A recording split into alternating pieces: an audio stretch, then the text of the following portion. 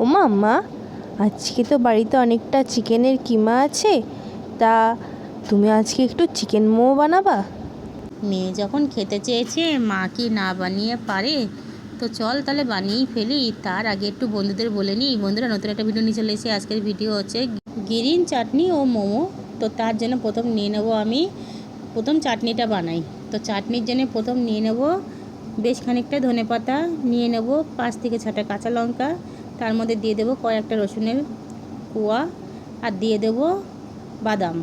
তো দিয়ে এর মধ্যে একটু লেবুর রস আর নুন দিয়ে পেস্ট করে নেব। তো চাটনি আমার কমপ্লিট। এইবার চলে আসলাম চিকেনটা আমি কিমা করে রেখেছিলাম লেবুর রস দিয়ে। তো চিকেনের মধ্যে দিয়ে দেবো এক এক করে পেঁয়াজ কুচি, ধনেপাতা কুচি, দিয়ে দেবো আদা রসুন পেস্ট, আর দিয়ে দেবো সয়া সস, দিয়ে নুন দিয়ে আর জিরের গুঁড়ো আর ধনের গুঁড়ো দিয়ে মেখে নেব।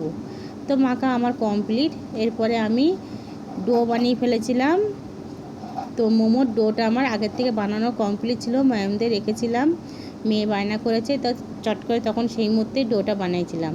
তো ডোটা বানিয়ে আমি বেশ অনেকগুলো লেচি হয়েছে। তো এইভাবে বেলে চিকেনের পুরটা দিয়ে এক এক করে আমি এইভাবে শেপে বানিয়ে নেব। তো দেখুন বন্ধুরা, বানানো আমার কমপ্লিট।